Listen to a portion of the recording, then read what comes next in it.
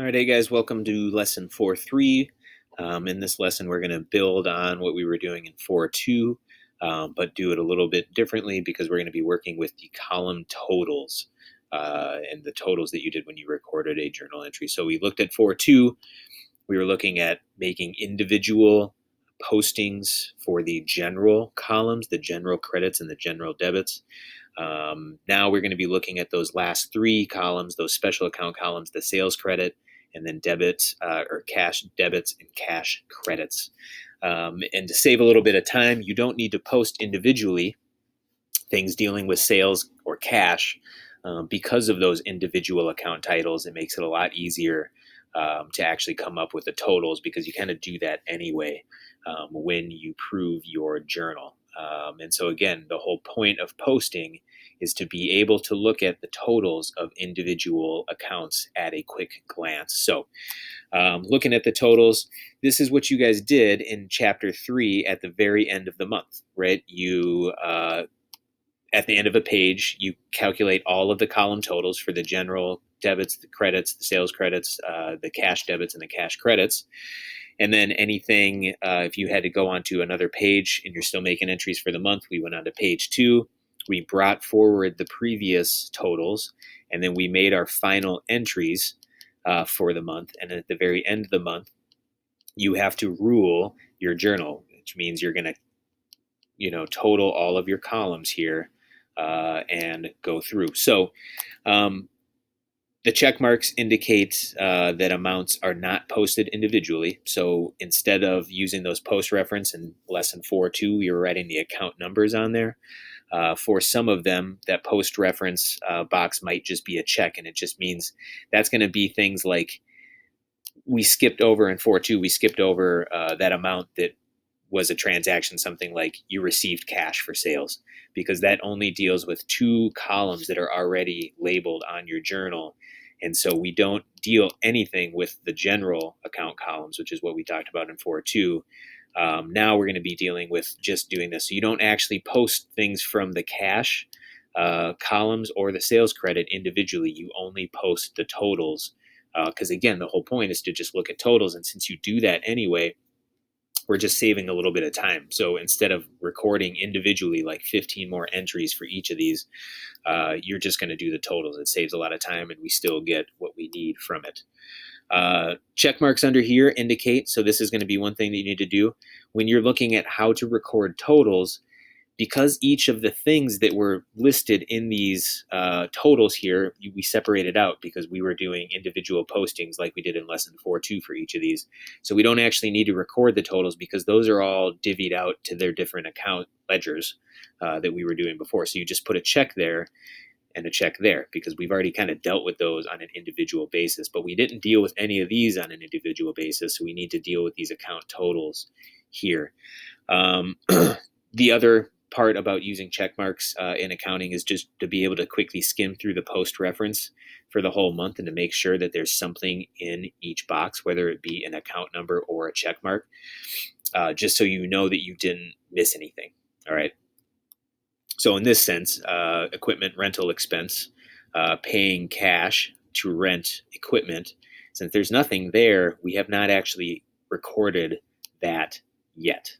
All right, so that's just know that that has not been posted individually yet. So posting the total. So we're going to work with sales credit column first, then we're going to work with the cash debits and then the cash credits. So just like we did on that individual basis, sales still does get its own ledger. We're just not going to be posting each and every single sale that happened throughout the month, only the total.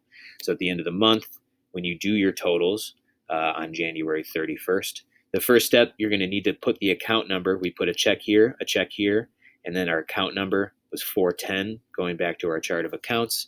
And then we just record the total like we did before. So we're going to write our date, January 31st, page 2. It came from page 2 of the account.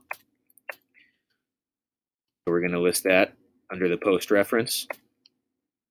Write the column total. Well, it's a sales credit, so we're going to be working in the credit. There was a balance or a credit of $5,820 in the month of January, so we'll record that as a credit, and then write the new account balance over there.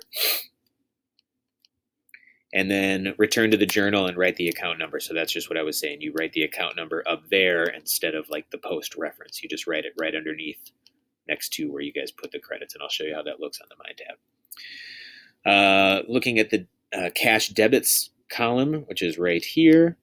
Again, same thing. Cash gets its own ledger, its own account form, and so we have 2 entries to make on this account form, one for the debits, one for the credits, and then we'll calculate a balance. So starting off with the debits first, always do your debits first in any of these. I know that sometimes it helps you guys to think about doing credits first, but just know that in accounting, you do always deal with the debits first. So on January 31st, write our date, write our post reference was from page 2 of the journal. As of January 31st, there was a debit total of $7,120. So we're going to write that in the debit column here, $7,120.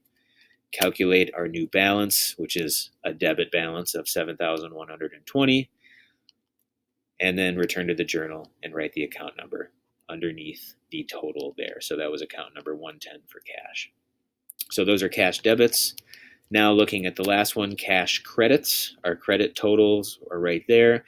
Still working with the same ledger form that we were working with before, but we always make 2 entries because cash has 2 columns. And so record the date, 31, January 31, because it's the same date. Page number 2. Write the column total. Well, underneath cash, we had a credit total of $4,523. So we're going to write that underneath the credit. So it's kind of the same thing. On January 31st, there was a debit balance there of $7,120 and a credit balance of $4,523 there. Now we need to calculate our new account balance. And again, like I mentioned in lesson 4.3 or 4.2, I'm sorry, whenever the debits in an account exceed the credits, the account balance on that last 2 columns is a debit. Whenever the credits exceed the debits, the account balance is a credit. So just going back to step 4, we had a debit balance of $7,120, but we need to now account for the credits. And so since if we just kind of look at this, debits are more than credits, and so the balance is going to be in the debit. So we had $7,120 minus $4,523, giving us a balance of $2,597. If the had been the other way and the credits were greater than the debits, you would be over in the credit balance column over there in terms of your balance, because again, we're not going to record any negative numbers in these account forms. Just another thing, when you're looking at this, basically what this is saying is this Delgado Web Services checking account or cash on hand should be $2,597. Because that's what you did when you proved your cash. It's kind of the same thing. It should show your cash balance at the end, because debits are the things that you took in, the cash that you took in, and credits are the cash that went out. So kind of some revenues. Again, it's not all your revenue because you're going to eventually include your accounts receivable as well. But in a cash sense, this would match like what would be happening in your checking account. And then finally, just write your account number back up underneath the credits there. So this is what a completed posting, or the journal after the posting. As you can see, every post reference is filled in, which lets us know that we didn't skip anything. And we also have filled in on the journal check marks to show that we have accounted for all of these individual things. And then we've also accounted for all of our totals as well. And then this is what all the ledgers look like. Again, it's kind of, you're working with all those individual ones, and you started a lot of those on lesson 4.2. And so when we do our Mind Tap assignment here, really the only ones you're going to work with are cash and sales. And that's going to be the only other 2. These are the ones that you kind of worked with in 4.2, making your postings for all those general amounts. So let's